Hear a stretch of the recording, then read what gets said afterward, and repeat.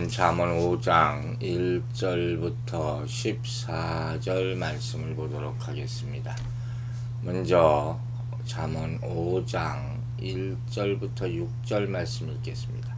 내 아들아, 내 지혜에 주의하며 내 명철에 내 귀를 기울여서 근신을 지키며 내 입술로 지식을 지키도록 하라.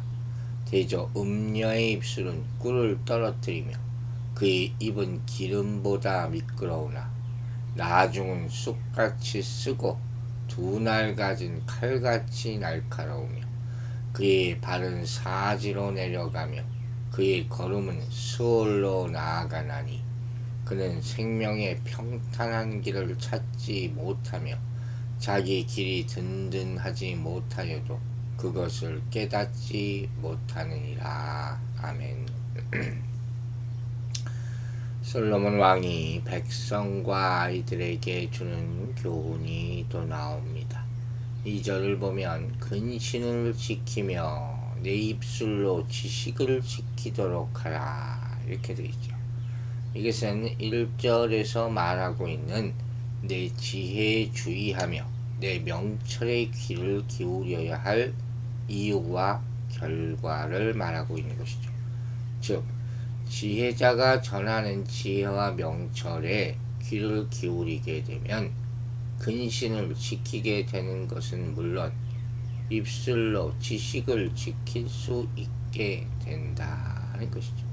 너무도 당연한 얘기 같지만 지킨다는 게 쉬운 건 아니죠. 특별히 여기서 입술로 지식을 지킨다 이렇게 표현했어요. 이 말은 두 가지 의미를 담는다고 볼 수 있을 것 같아요. 해석하기에 따라서 하나님의 지식에 근거하지 않는 헛된 말을 함부로 내뱉지 아니한다는 것이죠. 파수꾼을 세운다는 거죠.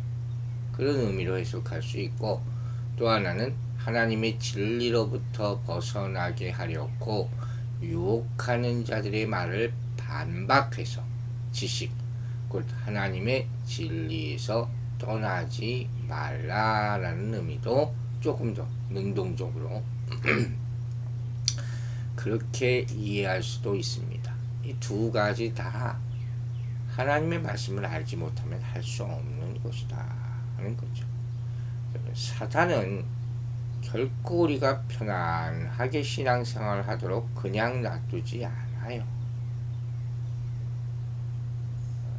사단의 목적은 하나님을 대적하고 하나님께 속한 우리들을 망하게 하는 데 있는 거예요.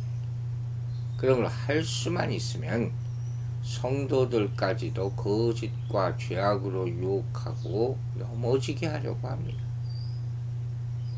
결국 이 길로 가는 거예요.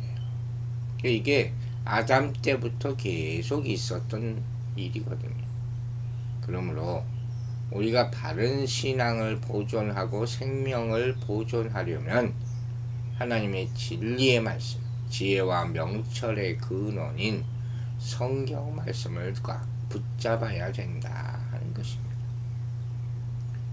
3절부터 말씀 보면 특별히 음녀에 대한 교훈이 나오지 않습니까? 자, 보세요. 왜 이 얘기가 나왔겠어요? 우리가 아는 대로 솔로몬에게는 물질의 부족함은 없었을 거예요. 당연하지 않습니까? 몸도 건강했던 것 같아요. 21세의 왕이 돼서 40년 동안 왕 노릇을 합니다. 참 복이죠. 그런데 이 사람 하나 결정적인 문제가 있는데 그게 뭐냐? 여자 문제예요. 여자 문제. 여기서 오늘 본문에 음녀에 대한 말이 나오는 거예요. 사람을 쉽게 타락시키는 가장 결정적인 문제예요.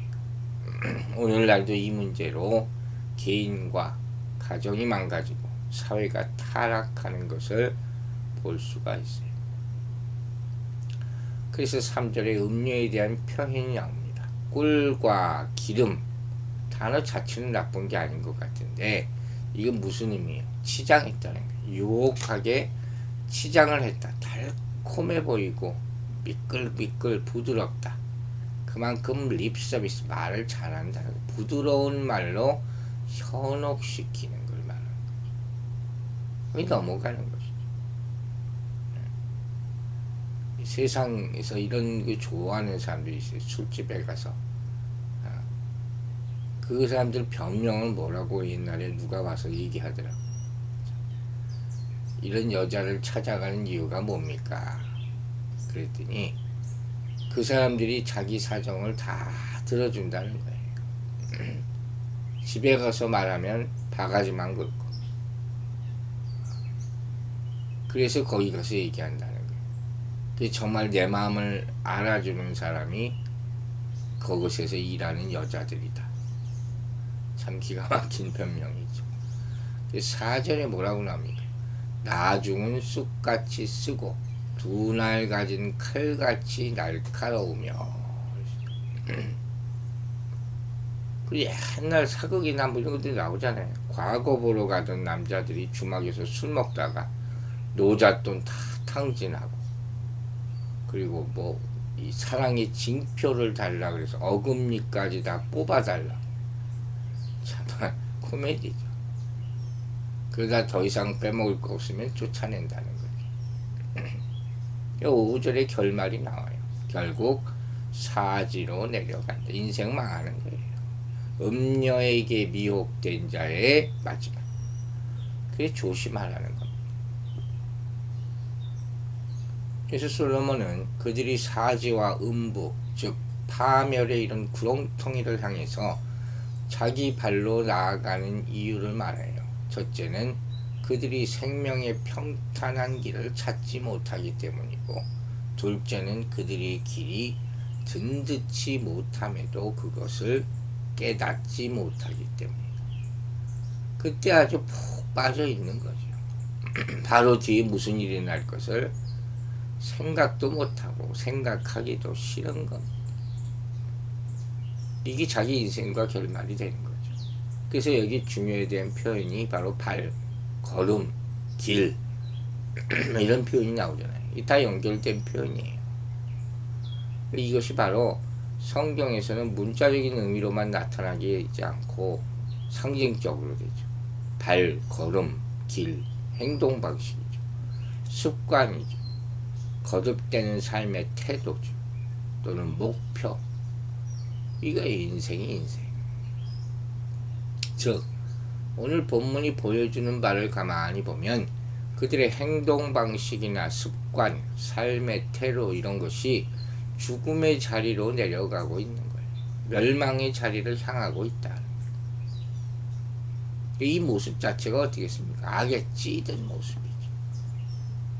이렇게 사는 사람이 있어요. 그러면 우리가 이 말씀을 통해서 얻어야 할 교훈은 과연 무엇이겠습니까? 그들의 악한 행동이나 습성이나 악한 삶의 방식과 태도로 인해 파멸을 당한 것을 우리가 보면서 그걸 자초했잖아요. 우리 행실과 습관과 삶의 태도, 이것을 악한 것이 아니라 선하고 아름다운 것으로 가꾸어 나가야 한다는 그런 교훈을 얻게 되는 거죠. 이제 7절부터 14절 말씀 읽겠습니다. 그런즉 아들들아, 나에게 들으며 입의 말을 버리지 말고 내 길을 그에게서 멀리하라. 그의 집 문에도 가까이 가지 말라. 두렵건대 내 존영이 남에게 잃어버리게 되며 내 수한이 잔인한 자에게 빼앗기게 될까 하노라. 두렵건대 타인이 내 재물로 충족하게 되며 내 수고한 것이 외인의 집에 있게 될까 하노라. 두렵건대 마지막에 이르러 내 몸 내 육체가 쇠약할 때에 내가 한탄하여 말하기를 내가 어찌하여 훈계를 싫어하며 내 마음이 꾸지람을 가벼이 여기고 내 선생의 목소리를 청종하지 아니하며 나를 가르치는 이에게 귀를 기울이지 아니하였던고. 많은 무리들이 모인 중에서 큰 악에 빠지게 되었노라 하게 될까 염려하노라. 인생의 마지막 비참하고 부끄러운 종말의 모습을 보게 됩니다. 음녀의 유혹을 경계하라 그랬잖아요. 그래서 이렇게 지혜자가 경계해야 될 6가지 사례가 이제 쭉 나오는데, 그 가운데 첫 번째로 이것이 제시되고 있다는 사실은 그만큼 지혜로운 삶을 사는 데 있어서 음행이라는 것이 얼마나 위협적인 요소인지를 보여주는 거예요. 청년들에게 이 잠을 자꾸 잃기라고 하는 이유가 또 여기 있는 것이죠. 앞으로 경계하라는 거예요. 인생에 큰 아픔을 줄 수 있는 유혹이다. 먼저 7절과 8절의 내용은 성적으로 유혹하는 자들과 완전히 단절하라. 그리고 14절까지는 유혹에 빠진 자들에 대해서 닥칠 위험을 강조하는 모습들이 나옵니다. 자, 하나하나 보면 8절에 이런 말이 나오죠. 네 길을 그에게서 멀리하라. 그 집 문에도 가까이 가지 말라. 그래서 악의 근처에 가지 말라는 말이에요. 음녀에는 근처에, 음녀의 집 근처에 얼씬도 하지 말라. 이 유혹으로부터 나를 지킬 수가 없다는 거예요. 여기서 나오는 음녀는 모든 악을 상징한다고 볼 수가 있죠. 그러므로 악의 유혹에 넘어가지 않기 위해서는 악을 처음부터 가까이 해서는 안 된다는 의미죠. 특별히 악은 전염성이 강하지 않습니까? 악의 속성이잖아요. 엄청나게 빠른 전염성을 가지고 있어요. 가까이 가게 되면 금방 전염돼서 악을 행하다가 그 악으로 말미암아 망하게 되는 거예요. 이런 비극을 가져오게 되는 거죠. 9절부터는 음녀의 유혹을 경계해야 하는 까닭이 구체적으로 나옵니다. 특히 본문은 음녀의 유혹에 빠져서 방탕한 삶을 산 자가 맞이할 결과가 3가지로 나타나는 거예요. 그래서 음녀의 유혹을 경계할 것을 교훈하고 있죠. 그 첫 번째 결과는 9절에 나타납니다. 네 존영이 남에게 잃어버리게 되고 수한을 찬 포자에게 빼앗기게 된다. 존영이라는 건 뭐냐면 청년이 가지고 있는 아름다움, 신성함, 그리고 강인한 힘, 또 존귀한 명예, 청년들만이 누릴 수 있는 그런 아름다움이 있어요. 훌륭한 모습들이 있어요. 순수한 모습들이 있어요. 아무리 그런 훌륭한 것들이 있어도 음녀에게 홀리게 되면 하루아침에 그 명예가 땅에 떨어질 수 있다. 신문에 많이 나오잖아요. 유명한 정치인들이 이런 스캔들로 말미암아서 집안 자녀들에게도 고개를 들지 못하게 되는, 인생 망치고 감옥까지 가는 그런 어마어마한 일들이 많아요. 또 내 수한이 잔잔한 자에게 빼앗긴다. 글자 그대로 병들어 일찍 죽는다. 에이즈를 비롯한 그런 성병이 얼마나 무서운 것인가. 이제 많은 사람 다 알 텐데 또 약들을 만들어 가지고 또 살겠다고 하고 있어요. 그게 더 죄예요. 천형이, 하늘이 내리는 병이면 그대로 맞아요. 즉 이로 말미암아 자신의 아름다움과 강함, 그리고 인생에서 가장 중요한 황금기인 청년의 때를 헛되게 낭비할 수 있다 하는 말입니다. 또 음녀의 유혹에 빠져서 방탕한 삶을 산 자가 맞이할 2번째 결과는 10절에 나오는 대로 재산을 탕진하게 됩니다. 열심히 한평생 번 것이 엉뚱한 사람에게로 가게 되는 그런 모습. 음녀의 유혹에 빠지게 되면 그 음녀에게 재산을 다 갖다 바치는 거예요. 그 재산을, 재물을 소진하는 거죠. 3번째 결과는 뭡니까? 육체가 노쇠한 노년기에 이르게 되면 일찍이 훈계와 책망에 귀를 기울이지 않은 일로 후회하게 된다. 이게 참 가슴 아픈 일이죠. 우리가 고생을 해도 내 잘못이 없다면 이겨낼 수 있어요. 가난해도 정직하게 살면 떳떳할 수가 있죠. 그런데 자기 잘못으로 모든 걸 다 탕진했다면 이건 아무리 가슴을 쳐도 소용이 없는 일이라 하는 말씀이죠. 그런 거예요. 젊은 날에 성실하게 살지 않고 방탕한 삶을 살게 되면 결코 아름다운 노년을 맞이할 수 없다는 거예요.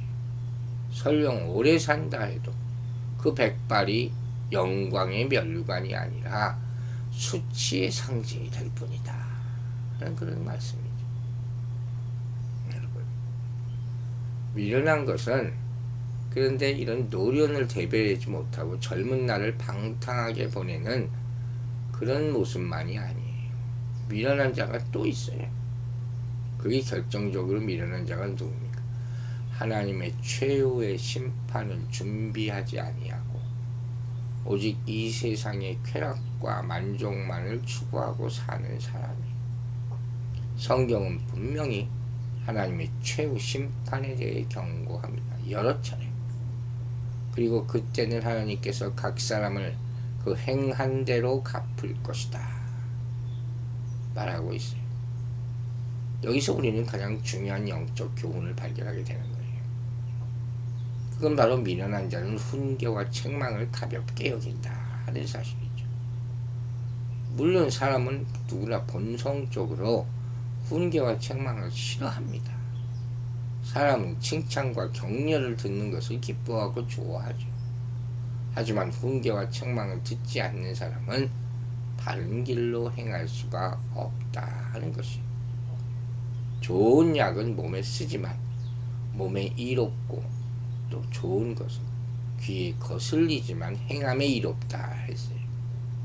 그 말씀을 꼭 기억하고 하나님이 주시는 교훈을 잘 지키고 음행에 빠지지 않아서 마지막 하나님 앞에 섰을 때 부끄럽지 않게 되기를, 하나님이 칭찬받는 인생 되기를 주의 이름으로 축원합니다. 기도하겠습니다. 아버지 하나님, 우리 인생 살아오면서 참 부끄러운 일들을 많이 저지르고 살아왔습니다. 젊은 날에 하나님을 알지 못하고 그 교훈을 무시하고 내 멋대로 살아온 모든 날들을 후회하고 또 회개하며 주께 용서를 구하오니 불쌍히 여겨주시옵소서. 이제라도 말씀을 통해서 깨닫게 하시면 감사드립니다. 주의 보혈로 정결케 하시고 주의 말씀으로 이제는 다시는 어긋나지 않도록 눈에 보이는 우리 육신이 보는 것에서 벗어나서 영으로 보고 분별하고 하나님이 주시는 교훈과 훈계를 잘 지킬 수 있도록 오늘도 우리와 함께하여 주시옵소서.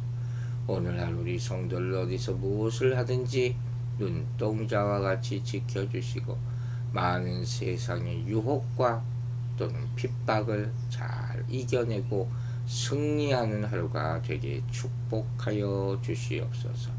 감사드리며 예수 그리스도의 이름으로 기도했습니다. 아멘.